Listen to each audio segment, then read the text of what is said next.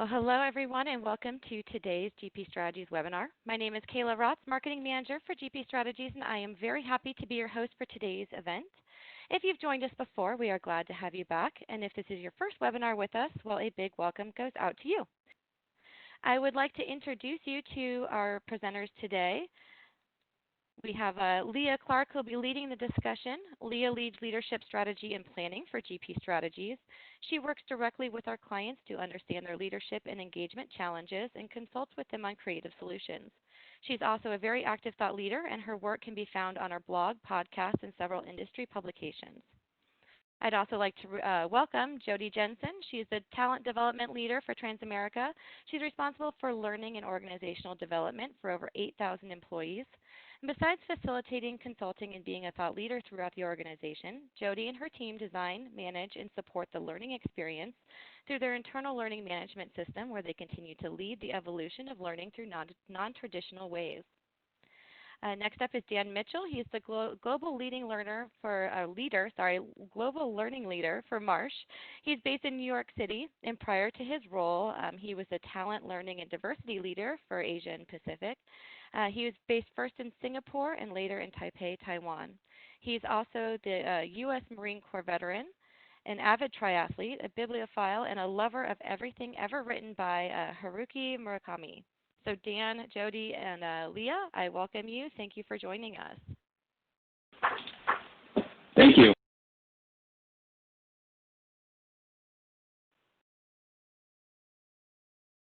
I'm just going to share my screen and we will get underway. Great. So good morning again. I'm really delighted to be here with you today and to be joined by Jody and Dan. And we're going to talk today a little bit about what it's like as we continue to march forward in a very different world, right? A world that has been changed and continues to change as a result of the pandemic. And a world that is also changing as a result for the push for changes in how we approach racism and how we look at diversity and inclusion. And about 2 months ago, I talked about steady communications during unsteady times. And I would love to say that I'm here 2 months later with abundant clarity about what is happening as organizations get back to business as usual. But the truth is that where we are right now is anything but usual, in some good ways and in some challenging ways. So today we'll talk about where we are and where perhaps we're headed in terms of how leaders guide their people through this continued time of change. And I'm really pleased that Jody and Dan could be part of this conversation to bring their perspectives around what they're seeing within their organizations. The way that we'll structure the session today is I'll share GP's perspective on what leaders and their teams are confronting in this mid-COVID or post-COVID world, and invite Jody and Dan to bring their thoughts to the issues based on what they're seeing at Transamerica and at Marsh. So let's talk about where we are. But before we do that, I think it's important to note just how much has changed in such a short period of time. And I think this picture for me just says so much. This is Times Square, New Year's Eve 2019, just 6 months ago. And this is Times Square in present times. And when I look at those 1 million people standing shoulder to shoulder, it seems truly inconceivable to me based on where we are right now with social distancing. You know, and that image that is usually iconic actually sent a little bit of a shudder through my spine in light of what we know about how much people need to distance and have that separation in order to be safe. So many things have changed in just a short period of time, and we're figuring it out as we go. So take this simple gesture, a handshake, a really universal greeting that dates back to the 5th century BC, something that has been around for so long is now unbelievably changed. In January and February, at least in the U.S., this was still a very common occurrence. And in March, as things started to heat up, we moved to this elbow bump thing, and we thought that it was a smart and a safe approach. And I saw this being done at one of my daughter's school events. It was awkward. There was some nervous laughter associated with it, but we felt kind of okay about it. By April and May, that seemed dangerous, and the vast majority moved to a work from home or a continued work from home environment, and many of us are still there. And so what does this look like right now? What will July and August bring? Will individuals remain home for the rest of the year the way Google and Microsoft have declared? Will we begin to return to a socially distanced and mask-filled environment? What about those who have been working outside of their homes throughout the whole crisis, the essential employees who really haven't had the ability to safely socially distance at home? I think the fact is that no matter what the future holds, leaders need to deal with challenges and scars from this crisis. They're still very fresh scars. They're not healed, and I think that their people need to be treated very carefully as a result. So much has changed in the world of work, let alone our larger environment. And I look at this as, sort of viewing things through COVID-colored glasses is a term that I've used a couple of times.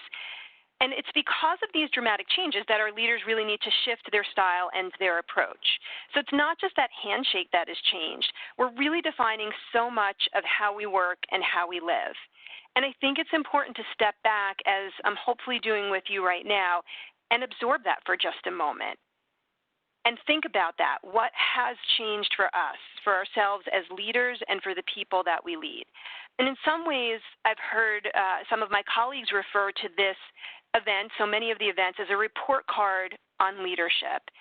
And I think while many have met expectations, the job is certainly far from finished. And yet, as I mentioned, we're starting to move on into this mid-COVID. I don't feel comfortable even saying post-COVID world. I think it's more mid-COVID, and organizations are starting to set expectations that things are moving on. There are certainly subtle, if not so subtle messages that we're back to work, and leaders are starting to communicate expectations around performance that I want to suggest may sometimes be unrealistic. And I think they might be unrealistic because not all individuals are in the same place with respect to the level at which they're operating. And I think it's incumbent upon our leaders to really meet their people where they are. To kind of set that stage and to give you a framework for what I mean, I want to share a hierarchy of needs that is very familiar to so many, right? So it's Maslow's hierarchy, developed back in the 40s, but I think it's still very relevant in terms of thinking about how individuals direct their attention. So Maslow demonstrated that higher order needs could not be met until more basic needs were satisfied. And I think it's a model that's really helpful right now as leaders continue to think about and focus on what their teams need.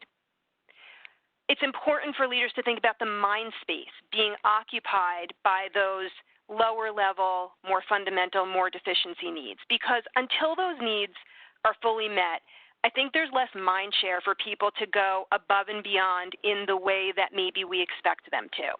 So unpack this briefly before we head into our first panelist question. So physiological needs. Many individuals are still at this level, and it seems inconceivable how basic some of these physiological needs are. But when individuals are afraid even of the air that they breathe in some ways, when they're stressed, when they're worried about their food supply being interrupted, or they're losing sleep because they're homeschooling children or taking care of others, I would say yes, they are at this more basic place of needing to fill these physiological needs. Even shelter, when you think about it, for some for whom the financial impact of the crisis has left them hovering somewhere between stability and devastation, or stability and shakiness. It's a very real concern.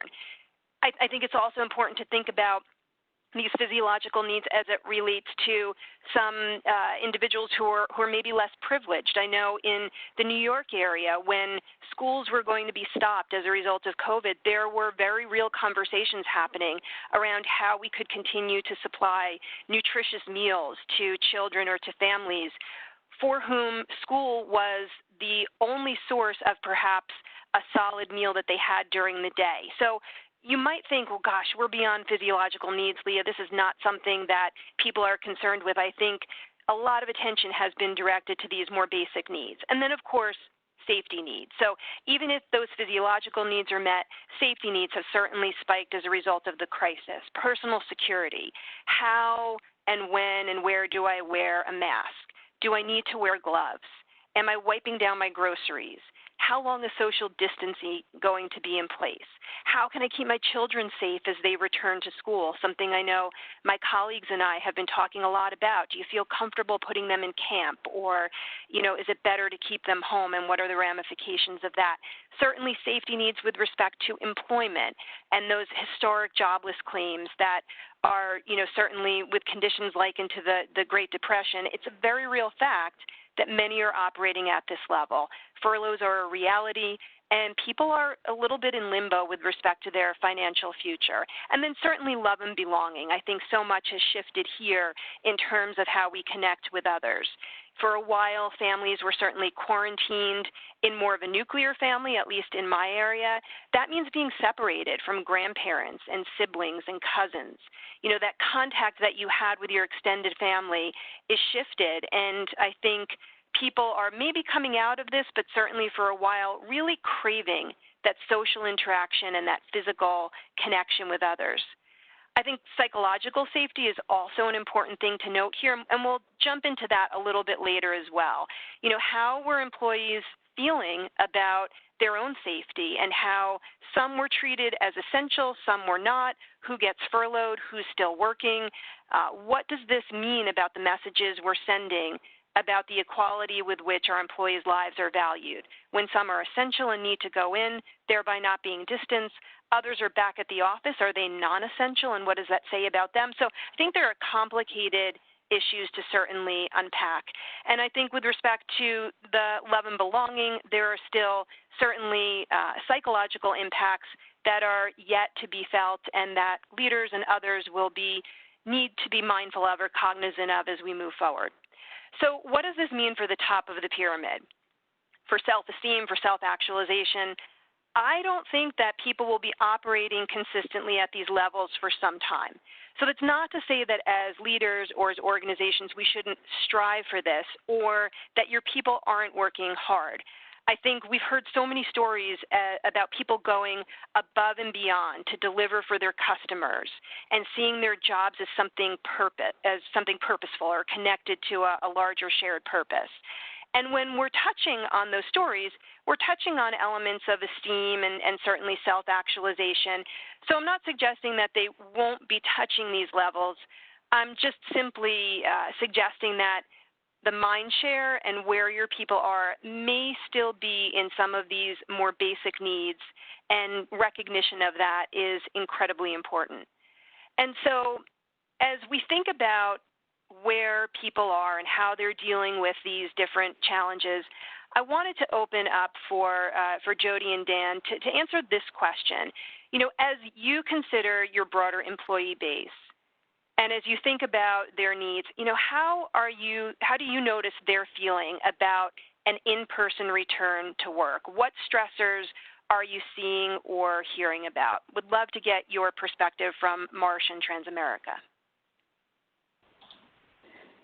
Yeah, so this is Dan here. I can start, and hello, everyone. We've, like a lot of organizations, Marsh is a global organization, right? We're part of MMC, Marsh & McLennan Companies. We've got, Marsh & McLennan Companies has got around 76,000 people all over the world. Marsh is 40,000 of those 76,000 people, also all over the world. And, the answer to that question does differ to an extent depending upon where you are.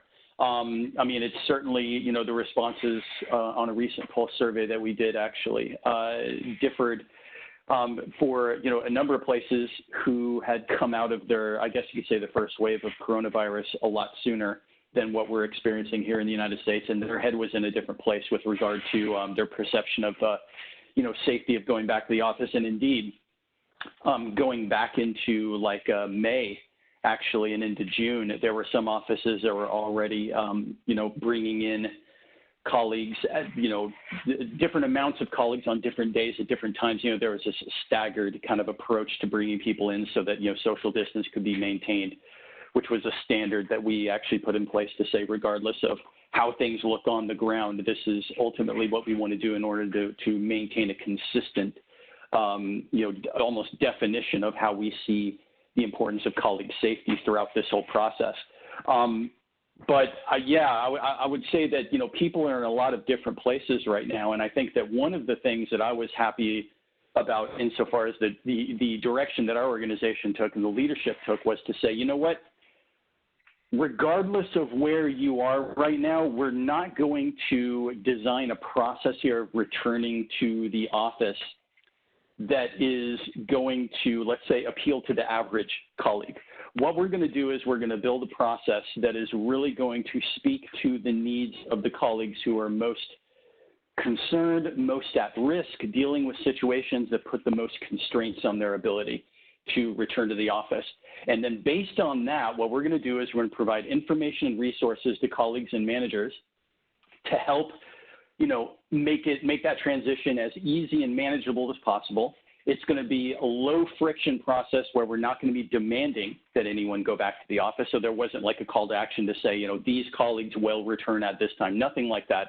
Ultimately, it came down to, the question is the first thing that we care about, the thing that's most important to us is your safety, is your ability to continue managing things at home with your family. If you've got loved ones who are sick, if you've got kids who are still out of school, bottom line is we are going to retain the ability to be flexible and adjust according to your needs rather than you, the colleague, having to adjust to ours. And that was, all the indicators are that was very positively received. Naturally, right? I think not surprisingly. I mean, when the very senior leadership on down sends a consistent message to say, we care about you, we want you to be safe, we want you to be healthy, because ultimately that's our top concern. If you are not feeling safe or healthy, or that you're able to contribute the most you can, then the business and our clients are not going to get the most that they can. And so it's a I think, recognition of that reality, and then building kind of, I guess you could say, policy around that was, in my view, a smart move. And the good thing too is that there has been no date to sunset that. Like one of the things that our CHRO said to us was to say, if there's a need for you to work from home for the remainder of the year, for whatever reason, then that's probably going to be okay. And I think that's true almost, anywhere across the organization. I mean, like I said, 76,000 people. At one point in time, we were 100% of 76,000 people working from home, 100%. So we basically proved that we could do it. And I think that's really opened the door to a level of flexibility that we've never seen before. And that's really playing out really in terms of how the organization is responding to this question. Yeah, that's great. And Jody, would love to hear your thoughts. Just want to comment on, two things that you said, Dan, that stood out for me.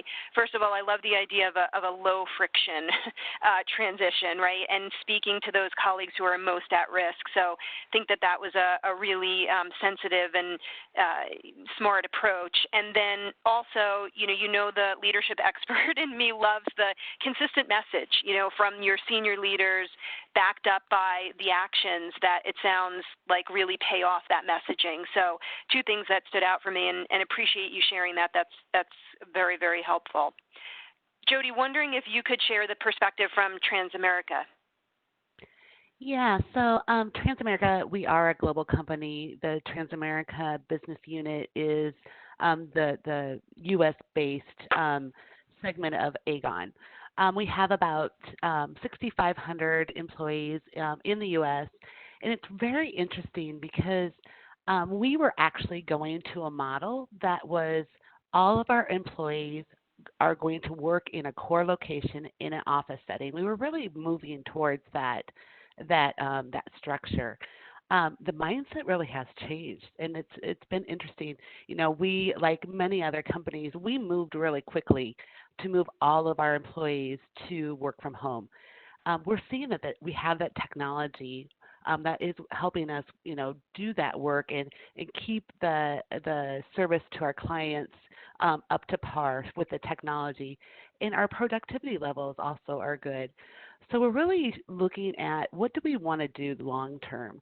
So we're kind of looking at it in different buckets, right? So what jobs can be 100% work from home? What jobs can be maybe part-time work from home? What jobs have to be in the office?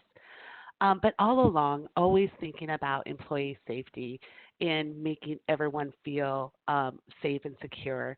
Once we do decide we're not going to be first adapters to move to back into the office, we're going to learn from other companies. We're going to learn from other experts in the industry. But once we do decide to bring some people back, and it's going to be a small percentage of those people, we're going to let those employees know your job can return to the office, but there's going to be questions that we're going to ask them. And they're going to need to work with their business partners.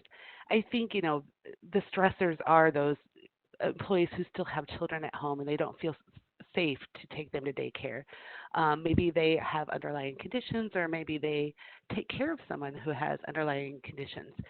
So we want to help them understand, what that would look like if they moved back to the office and what that would feel like. So we're actually working with my manager, Erica Brown, and working on maybe doing some videos of actually showing employees what it might look like.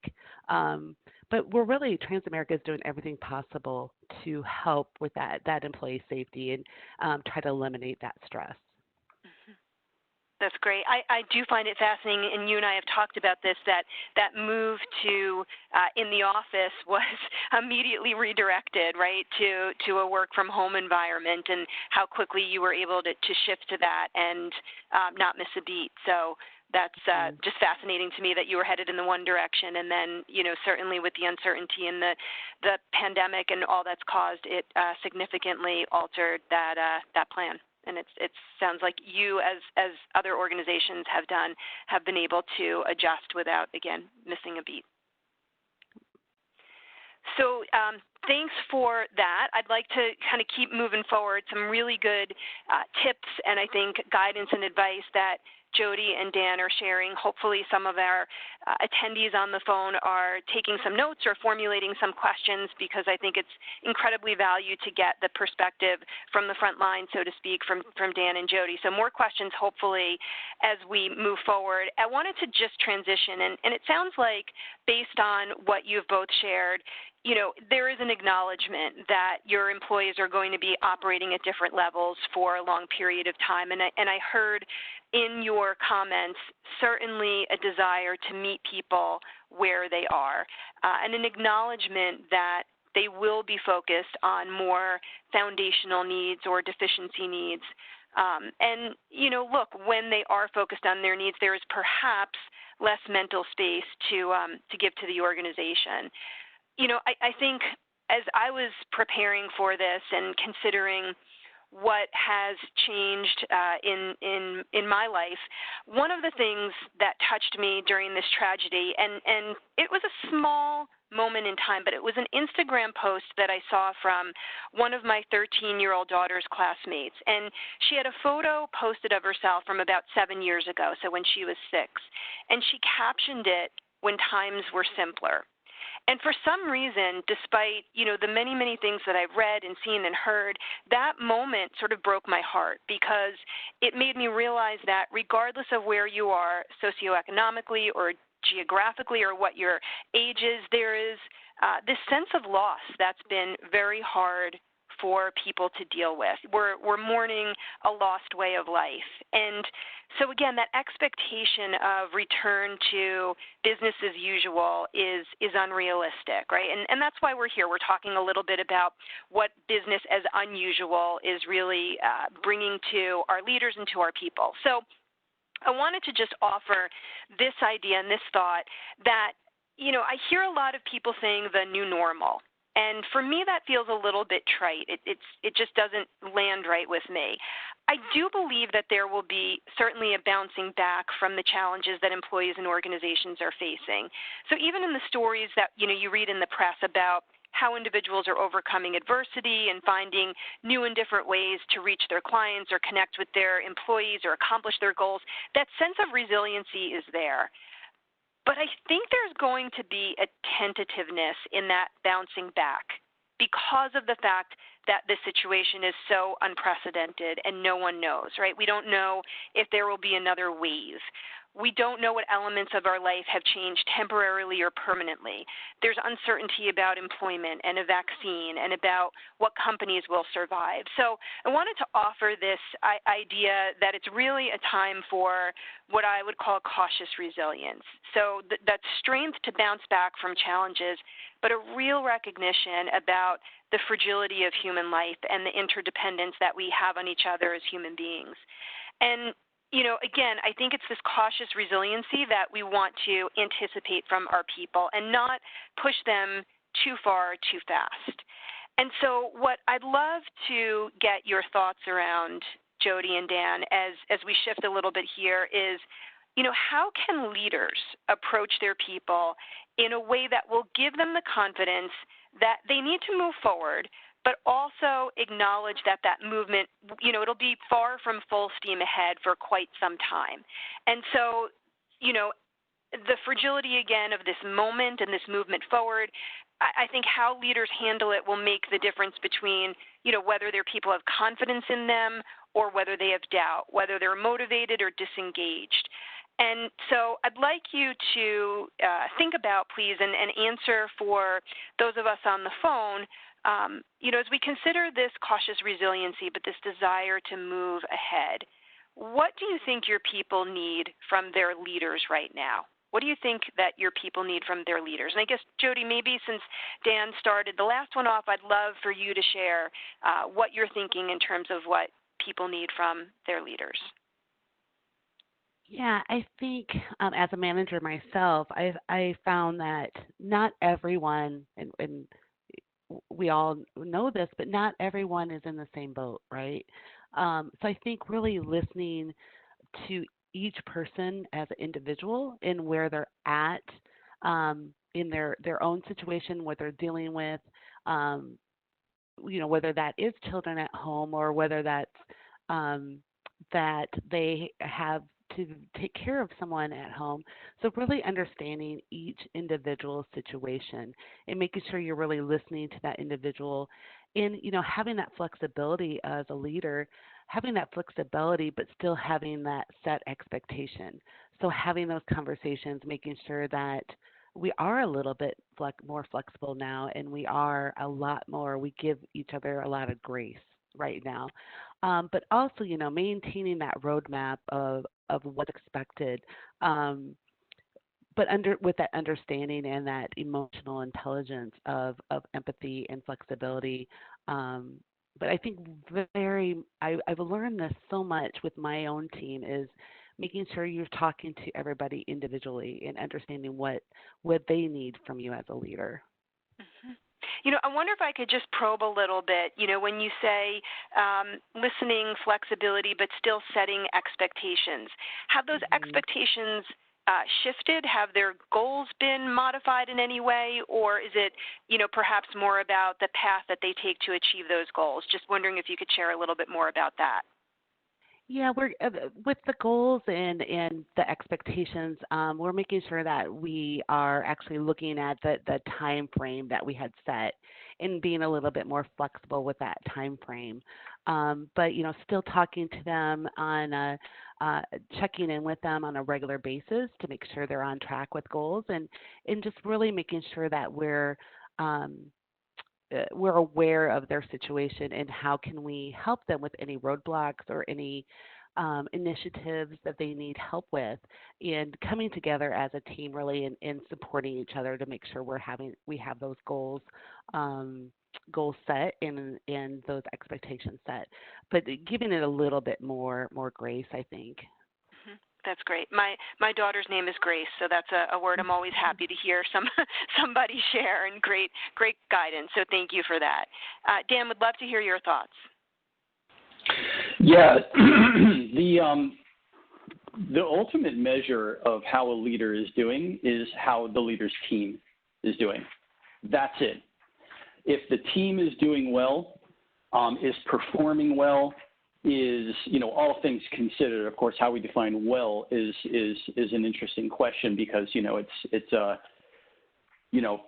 for a leader to not modify their expectations in order to adjust their approach based on the reality of people's day-to-day lives is perhaps a little bit disingenuous and and almost borderline cruel, but how the leader's team is doing is really the ultimate measure of how that leader is doing. And I think that if you accept that as true, if you accept that, the team's performance, the team's well-being, the team's mindset, how squared away they are, really says a lot about the leader, then what that, in my view, means for the leader is the leader has got to, if the leader, anyone in a leadership role is really having a difficult time dealing with this situation right now, they've got to address that themselves. They've got to actually, it's almost like, and this is, Leah, we've talked about this before, that metaphor of, it's almost like, when you're reading that kind of safety slip on an airplane, you've got to put your mask on first before you try to help people around you put their masks on, right? So I think leaders have to be really honest with themselves about where their head is at right now, where their thinking is at, how balanced are they in their ability to just manage their own reactions to the situation. And that's going to require leaders to be vulnerable and really honest with themselves and just realize that no one's perfect. They're not going to be, probably most leaders are not going to be perfect in the way that they act and react in this situation. They're going to make mistakes. They're going to screw up. And probably a mistake that a lot of leaders are going to make and probably are making now is a lack of vulnerability in the midst of all that. Just trying to hide their lack of understanding, their lack of information, their inability to one degree or another and being able to manage their own emotions or help others, kind of find a path through all of this. And in my view, that's a mistake, because I don't think necessarily, I don't think in any situation, but especially in the situation that we're in now, that people are going to look upon positively, look upon a leader positively who is trying to hide from their own challenges. I think that there is a measure of vulnerability that leaders have to be willing to show up with in order to develop the trust amongst their team to say, he or she may not have all the right answers, but I'm okay with that because none of us do. We're all struggling to find a way here to figure this out, to be, and to remain focused, to remain effective, while at the same time being realistic. And I think that the phrase that you used on the previous page, that cautious resiliency, I think makes a lot of sense. It's, be resilient, but at the same time, you have to be resilient in the midst of a reality that most of us have never dealt with. And so, I think there's more I could say here, but it really, in my view, starts there. Yeah, I love that. I love that you flipped that, right? And you're talking about what people need from their leaders right now is for their leaders, among other things, to look at themselves, right? To examine their own vulnerability, to be clear and forthcoming about where they're struggling, and, know that that will not reflect poorly on them, right? Their people aren't going to look at them and say, well, he or she is a weak leader, therefore I won't follow them, or they don't have their act together. That does not happen, is what, we've found and what we know. In fact, your people, to your point, will trust you more, and we know that they'll follow you more if you've been willing to forge that connection with them, and that connection comes from so much of what you share, that willingness to, be empathetic with others, but also to have empathy for yourself and to take care of yourself, right? Put that oxygen mask on you first and get yourself steadied before you can turn and help the people next to you. So really great insight. Appreciate you sharing that. I think that's so important. And Leah, I would just add to that as well is what we're finding is, the communication, like more communication, the better. Everybody is in the unknown, and they want their leaders to let them know what's going on. So that communication piece is just very, very important. Yeah, and you know what, Jody, I've gotten a question before about, well, how much communication, how frequent, how often should we be sharing? And I personally don't think there's any magic answer to that. I think it's situational, but curious. Do you have a magic answer, or what are your thoughts on that? No, I try to let them know what I know, and I'm always, if I don't know the answer, I'll go find it and I'll let you know. And but I think because everything is so unknown right now that they really appreciate that transparency and that communication. Yeah. But I don't have the secret answer to how much and how often. I was hoping I could get that from you on this, but all right, I'll have to pay you for that answer after the call if you have it. Okay, so great. So want to move forward just a little bit. And look, Jody and Dan have been touching upon a lot of what I'm going to share in a sample framework for how leaders can think about approaching their teams. And I'll invite Jody and Dan, as I've been doing for the past half hour, to weigh in on some of the thoughts here. But, we're really looking at leaders needing to do three things right now. And a lot of what we've talked about, I would say, gets nested under each of these three things, right? So first of all, we've talked about recognizing where your people are right now and where they may be for a little while. There'll be a need, I believe, to restore confidence that people matter, that their safety is most important, both physical and psychological, and we'll get into that second part in just a minute. And then I think, leaders are going to need to rewrite expectations for how they'll work together to accomplish their goals with their people. So let's drill down on each of these and get some perspective from our panel. So first of all, recognize that balance is still out of whack. Children are still home. I checked. They're not going anywhere. At least mine aren't. People are still sick. There's uncertainty in personal lives that continues to be certainly really profound, and virtual work is the norm for many, which is good, but also blurs the lines between home and work time. So there is stress and fallout. So what can you do as a leader? You've heard some of this already from Jody and Dan. Express empathy and ask questions. Put yourself in the shoes of your employees as human beings, as parents, as caregivers, as providers. Ask them how they're doing and what they need from you. You heard Dan say when people trust you and when you've been vulnerable and expressed empathy, they respect you. We know that they remain committed and they'll deliver for you. If I don't feel you care about me as a person, my motivation to follow you will drop significantly. So be that leader that connects as a human being. I would say listen actively, listen to what they're saying, and sometimes listening is enough, being present. We talk about mindfulness as a leader, and I think that mindfulness is so important right now so your people feel valued and heard. Support what they need right now. You heard Jody talk a little bit about this. This might be a modified work schedule because working from home doesn't mean that childcare is taken care of. It means sometimes actually an additional challenge to navigate. Some parents maybe need to take a midday break and then return to getting their work done, later in the evening. Or maybe it's a shorter number of hours and less of a hyper-focus than somebody had before. To be really clear, this doesn't mean allowing employees to slack off. In fact, what we know and what our research has shown is that if an individual's personal needs are being met at work, if their values are being met, they're more likely to be engaged. And when they are engaged, they contribute. So making sure that you are supporting what your employees need right now. And then, certainly keeping that growth mindset, which many of you know I'm a big advocate of, acknowledge that it might be a different path to get there. Jody mentioned that when she said, well, goals haven't changed, but we need some grace. Maybe they need some more time. So keep that growth mindset and acknowledge that maybe they need a different path. They need to take a different path to accomplish those goals. And then certainly as a leader, what can you do to clear hurdles for them, either technology or other, schedule related perhaps. So the question I want to throw out here to Jody and to Dan, and I suspect I know where you stand on this, but it's a conversation I've been having with many leaders, and that is, I love this conversation about connection and empathy. My question for you is, do you think that this focus on connection and empathy specifically, is this a knee-jerk reaction to what's going on right now and it'll fade, or do you think it's a defining element of leadership that's here to stay? And would love, Dan, maybe I'll start with you, would love your thoughts on this.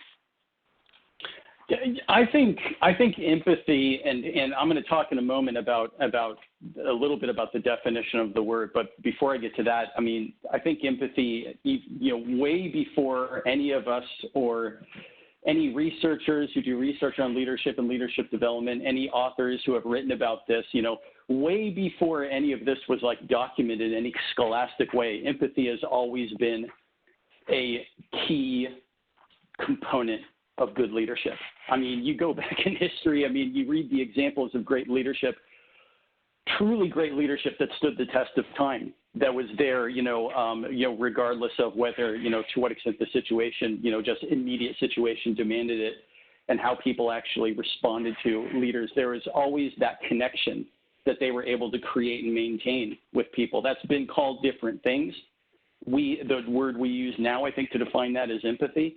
But I think that's something that's always been there and always will be there, because that's simply that's just a very powerful element of human connection, right? So I think that, our focus on empathy and how much we zero in on it and shine a spotlight on it, that comes and goes, right? There's always there's always some new bit of research or some new book or some guru, someone says something about leadership, and then that deviates attention from some core fundamental concepts for a while. And, there's the flavor of the month aspect to a lot of this, the leadership development world that we're all ensconced in. But I think it does to an extent. It always comes back to this, those core fundamentals, like, helping your team, find and stick to a clear direction, being honest about mistakes, opening up, learning from your team, allowing them to actually teach you and adjust accordingly. Reinforcing the value of, effective teamwork. All these things, these key principles, those blocking and tackling principles of leadership will always be true. So, I think as such, empathy and your ability to connect with people will always be true, and it always, to a degree, is going to distinguish good leaders from not so good leaders. Now, the question is, and this is something I think about, and maybe it might not be interesting to a lot of people, but it's interesting to me. The definition, I think, of empathy is an interesting one, because I, in my own mind, make a distinction between empathy and compassion, right? Sometimes empathy can be a little bit of a minefield, especially if you're the type of person who may identify a little bit too much with people's, I guess you could say, people's challenges, people's suffering, whatever you want to call it. There's this goes back to my religious studies education and also living in Asia for the better part of 2 decades. But, there's a concept in Buddhism called karuna, and really the idea behind karuna is the idea that, you can share in someone's suffering and have concern for another, but essentially feeling for and not feeling with the other is what's going to put you in the best position to actually help them. Because, there is the possibility that you empathize so much that you get lost in your own biases. One of the bits of research I was reading recently on empathy is that people tend to empathize mostly with people that they identify with. So it's like the intersection of unconscious bias and empathy, right? Now that's potentially dangerous. If you tend to empathize with people that are like you, that are similar to you, what does that say about people, let's say, on your team, in your business, in your world, who are less like you? Could that be something that gets in the way of, creating a really inclusive work environment, which has always been important, but is more so, more than ever now, and it's something that we hopefully will stick with, as opposed to just kind of bouncing in and out of it when the mood suits. So, So going back, I think my view is, regardless of what we say in the research and what we write in books and what we talk about in leadership development classes, it is a key distinguishing factor between those, people who are really great leaders and who stand the test of time versus those who just can't make it. Yeah, and where my bias is. I'm sure our listeners do as well. I do think that that it is that powerful element, but that mention that you had of its, a spotlight that comes and goes. Certainly there is a tremendous spotlight on it now, and I, for one, hope that spotlight stays shining pretty brightly on it, so that it can continue to be a part of these conversations in a critical way that leaders evaluate the job that they're doing. So that's great insight, and thank you for sharing that. Jody, wanted to give you a chance to respond as well. Can you just share your thoughts on, sort of the role of empathy in leadership, and what you think about it as a fundamental element, or maybe a spotlight moment? Yeah, no, I think So one of the things that I have found out is, being very deliberate of making that connection and being empathetic really has brought our own team a lot closer. And I think not just from a leader standpoint of um, keeping that connection and that empathy, front and center. I think it also reaches out to the team as well. I think they want to make sure that we stay connected and we're expressing empathy within our own group. So I think it's here to stay. I think it's, I agree with everything Dan had to say. I think it's a very important aspect of leadership, and a good leader really needs to have that quality. So I don't think, I hope it's not a knee-jerk reaction. I hope it's here to stay because I truly see the benefits of it. And, I think with this happening, we've really have gotten to known each other much on a much greater level, and that connection has been great. That we just built on what we had in the office into the virtual setting. Yeah. Yep, absolutely. This is a topic that I'm excited to circle back on. And Dan, to your point about books being written about it, maybe you, Jody, and I will write something on this and and shine even more of a spotlight on it. Okay, so I'm going to keep going here. Have a couple more things to cover, and I'm keeping an eye on the clock because I'd love to be able to take some questions at the end and have Dan and Jody respond. But next step, so we talked about recognize, restore that confidence that that employees matter and their safety is most important. I think we've talked about this a couple of times. So, making sure that you are really clear on what needs to happen from a safety perspective physically. When we were in lockdown, those safety needs were automatically met in a way other than essential employees because you were home. So the question was taken out of the equation about whether or not you were safe or not. You weren't going anywhere, and those safety needs were somewhat secured. But as things start to open up, I think we're going to see a spike in people's anxiety, certainly around their physical safety. So as a leader, certainly understanding your organization's approach, state guidelines around physical proximity, when are employees technically able to return to work outside of their home, but then more importantly, and I think you've heard this echoed by our panelists, understanding how each individual feels about those expectations and if they will be able to meet them. I think checking in on it again is a critical aspect of helping your employees certainly, have a restored confidence about their ability to be out in the world and be out in the work world. I'm moving somewhat rapidly because I also want to make sure that we talk about psychological safety, and I know that this is near and dear to Dan's heart and Jody's heart. Psychological safety, that sense that we're valued and protected, and certainly as a leader, how can you continue to make sure you're creating an environment where people can bring their whole selves to work? Because when people feel that they can do this, they certainly have less baggage and they spend less time dealing with that baggage, thereby giving them the opportunity to be more fully present and contribute to the organization. So I'll give you a personal example. I had a conference call not that long ago, and while on the call, it sort of all broke loose with my homebound children. And, to the point where I could not just let it play out and work through my call. It was probably, Jody, a call I was on with you and the team.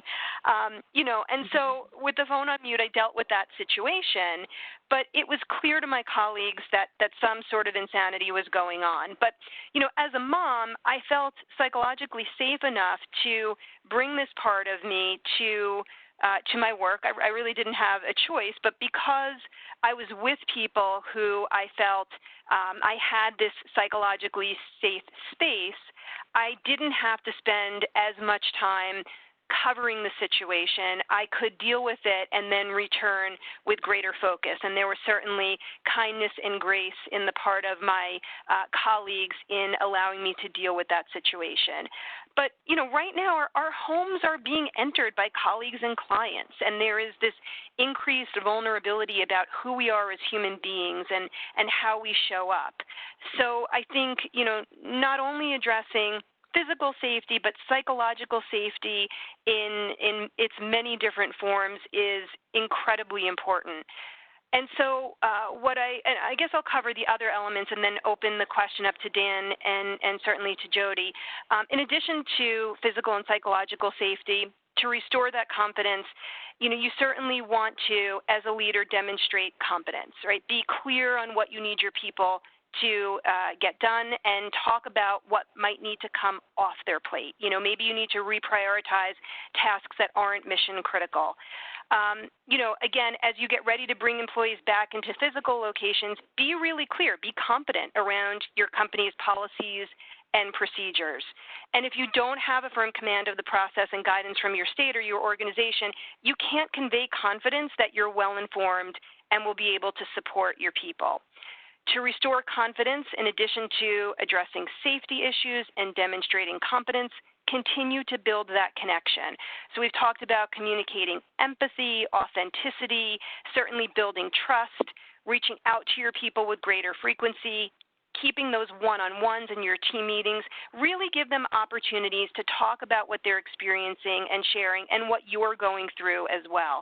And then last but not least, remind them of their shared purpose with the organization. What does the organization stand for, and how can you connect the work that they do to their day-to-day work to that larger organizational goal? So as you restore confidence as a leader, addressing physical safety, psychological safety, demonstrating competence, continuing to build connection with them, and anchoring in shared purpose. So I wanted to circle back on what I mentioned is a really critical element of restoring confidence. We've talked about physical safety, distancing, and masks and some of the policies and procedures, but I wanted to ask you, Dan and Jody, to drill down a little bit on psychological safety, right? There's a COVID connection, but there's also an obvious connection to the amplified conversations that are happening right now around racism and diversity and inclusion efforts. And so what I'd love for you to share is a little bit about how your organization sees and is addressing the concept of psychological safety. Yeah, we've got a lot of work to do here. I think we've started down the path with including, being more deliberate around including psychological safety in some of the programs we're delivering, whether it's leading through uncertainty or our leadership development programs, of course, our inclusion programs. But that, to me, is just a start. I mean, ultimately, it shows up behavior. It shows up or it doesn't show up in behavior. And I think one of the things that you need to do that is you need to have a clear understanding of what we mean when we say psychological safety, because this is one of those terms there's a lot of terms that I think that we tend to be sloppy with regard to definitions. I mean, agile or agility is another one of those that people just throw around without really understanding what they're talking about when they say it. I had a pretty direct disagreement with someone the other day on this concept, because he was basically saying, what? So we're going to do psychological safety and just coddle people and protect them from any negative opinions? And I said, no, you're missing the point. This is not about protecting people from any form of adversity or just kind of, coddling people or anything like that. This is about removing any barriers to them being able to show up and make the contribution that they want to make in a way that they want to make it, of course, provided that it's, the intention is for, the betterment of the team, the solving of problems, moving everything forward without having to worry that who they are or how they say what they say is going to be a career limiting move. And so I think that to me just highlighted, I think that there's some baggage that comes with this here, either some baggage or just some misunderstanding of what we mean. And I could go on and on about this, but I'll just stop there to say it's still something that we need to work on. Yeah, that's great. Thank you for that. Jody wanted to give you a chance, keeping an eye on the clock, and want to be able to get at least one call-in or chat question. So, Jody, just curious if you can touch on how Transamerica is addressing psychological safety or something you'd like to share on this topic. Yeah, the one thing that I'll share, there's many things, but I think the one key thing that I want to share is and something I'm very proud of, and part of my larger group of talent management really leads the way, but and supports the employee resource groups. So we have 10 employee resource groups, and we'll just now be adding another one on a Black Affinity employee resource group. But they're very active. They're employee-led. We have one employee resource group right now that's called Family Connection. So the employee resource group was a way that our employees with families working from home and having their families at home in that shared space could talk to other people who are having that same those same issues or those same challenges and talk about best practice. So our employee resource groups are really embedded in our culture and help form our culture. So that's one of the things I think from a Transamerica standpoint that I'm very proud of that really aligns with this. Yeah, that's great. Thank you. And I think the two examples that you gave, certainly, Jody, you talked about something, more formal ways you can address, psychological safety. And then, Dan, you certainly talked about informal and the way that the leader conducts himself or herself. So two great examples as we come to the top of the hour. So I want to move quickly because I do want to give our panelists one more question to answer. But the third element of the framework that I want to share is that leaders need to certainly rewrite expectations of working and how they work with their people. I think there's a big TBD on this. So how will we socially interact? Do you gather together? Do you shake hands? How do we rewrite expectations of what good looks like across so many different lines? And I think the suggestion here is that leaders need to co-create this with their people. It's an individualized conversation, and it needs to reflect each person's personal situation and I think their own risk tolerance. But some thoughts around what leaders can do: certainly reprioritize, get your people clear on what needs to get done. Organizations will establish policies. Leaders and their people need to engage in conversations. So don't shy away from that. I think reset expectations together for what good looks like, what performance looks like. Look at the different home lives of people and have conversations around, what standard might be reasonable based on their unique situations. I think standards may need to shift a little bit. And then connect frequently as priorities shift. Communicate. And I think, Jody, you hit that certainly nail on the head with your comments that you made just a little while ago. So when I had this question here, Dan said, well, this is a little bit of a crystal ball. You're asking us to look into the future. And so I thought, well, let me just title this panelist question Crystal Ball, because there really is no solid answer here. Certainly looking for your opinion and your closing thoughts on Dan and Jody. What leader-employee dynamic do you think is most likely to be permanently changed in the mid-COVID or post-COVID world? What do you think is not going away in terms of that dynamic? I think having that connection, that trust, that compassion, the stability, and looking at your leader as that one who will help with that stability, and that communication. I think it goes back to that communication. So those are just a few of the things that I think will enhance and increase. We still have to continue to do pulse surveys to check in with our organization and make sure that we're still going down the path that we want to go, or what do we need to provide our employees that they to make sure that they're working on the best way they can. So I think just checking in, having that connection and that trust, that compassion and the stability. Those are good things to permanently change or to certainly continue to shift in that direction. So thanks for that. Dan, your thoughts? Yeah, first thing I'm going to say is my first response is I have no idea because I'm terrible at predicting the future. But having said that, I will say this. I think that, if you consider the leadership as a contract between a leader and a colleague, a leader and employee, we agree to work together in exchange for a few things, right? And I don't need to go on, I think, really elaborating on what those things are. But provided the perception on both sides that the agreement between myself as a colleague and you, the leader, is something that's ultimately going to benefit us both, that's going to help me achieve my goals, that is going to help you, the leader, kind of achieve your goals and help to kind of facilitate the achievement of the organization's goals. Within that box, and this, you can see where I'm going, Leah, this is kind of like, I think, maybe speaking a little bit to the X model. But within that box, a lot of things can happen. And I think what this crisis has really highlighted is that the degrees of freedom that we have within that box to be creative in determining how work gets done has increased by a magnitude of 100. I mean, what we thought was not possible before is now possible. So in the future, for me, if I hear someone say, well, I think if you want to get work done that way at a distance or, kind of working remotely or no, this job requires you to be in the office, blah, blah, blah, I'm going to be like, really? Are we really going back there? Yeah, I think it's really called into question, I think, a lot of sacred cows. So yeah. I'll stop there. Absolutely. That's great. Thank you. And thank you for your prediction. I actually think you were quite good at it despite despite your unwillingness to look into the crystal ball. So just as a wrap up here, I just want to say that, again, while we may not have a crystal ball into what changes are permanent, I'd personally like to leave you with what I think is most important to remember and has been certainly underscored by Jody and Dan.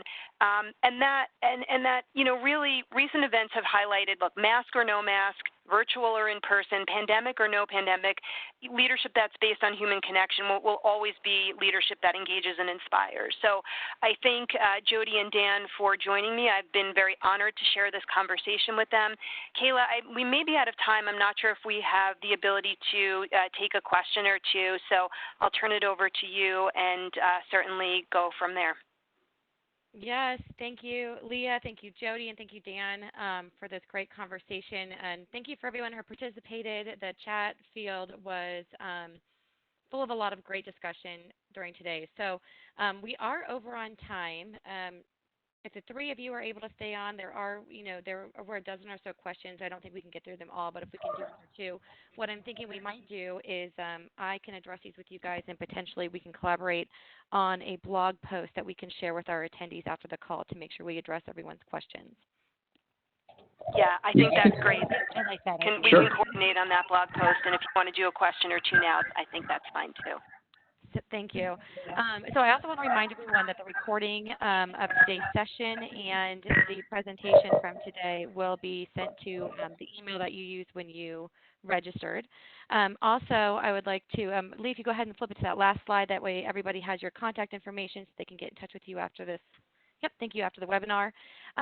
The one question I want to address, and actually this came up in the dialogue quite a bit, was changing the narrative from returning to work to returning to the office, especially given the fact that most of us have been working through all of this, and so the term return to work kind of just discredits that a little bit, and possibly even working harder than ever before. So how do we help leaders adapt and reframe that working from home is working, and maybe switching that to a return to the office conversation?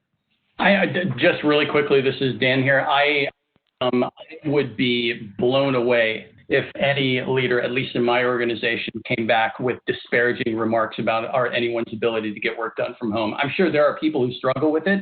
That's without a doubt. If anyone came, like I was saying before, if anyone came back and said, I can't wait to return to the office, and so people can get back to work, I would, cancel that person. Yeah, it's just it's a painful lack of awareness, I think, that where that place comes from. But I mean, that having been said, it's something you have to be aware of, and just help leaders who are still struggling to see the variety of different ways that work can get done. Just help to, I guess, educate them. I mean, if this situation, however, hasn't educated people on what's possible, good Lord, I don't know what would. Yeah, I think it's an interesting. Yeah, Jody, please go. I would love to hear your thoughts. Go ahead, Leah. No, I was just going to say that I think even return to work is, for some maybe a phrase that you would bristle at, because, a lot of us have been working and working even harder. So I think the challenge has been thrown down by our, call-in participants to come up with some other way of reframing, what it is that we are transitioning to, because even return to work, many have been working this whole time, and maybe doubly as hard. But Jody, please go ahead. Yeah, no, I think we're very deliberate in calling it return to office, and our work streams are around RTO, return to office. I totally agree with everything you said, Dan. And with our leaders, definitely the awareness is that work is getting done from home, and they're going to pivot to it. So, yeah, no, return to office is the way to look at it, I believe. So I'm going to go ahead and do one more question, and the rest of the questions again we can address in that blog post. Again, we'll send the link to the recording, the PowerPoint, and any questions we address in the blog post to everyone. I understand we are a little bit over on time. We'll take this one last question and wrap it up. Someone asked if we could flip the question, and I'd be interested to flip this to you guys. From that first question, what do people need from their leaders right now? To flipping that over to what do leaders need from their people? Jody, do you want to take that one first? Yeah. So I think just as leading my own team, what I ask, and it goes back to communication for me, is just to let me know what's going on. If we're going to have those conversations, I'm going to ask those questions, but make sure you're telling me too what you need from me, how I can help with those roadblocks, when you need to shift your workday. Just it goes back to communication and not even just with me, the leader, but with the entire team too. Just so everybody is aware of what's going on as much as they can be. So it just goes back to communication that I ask of my team members.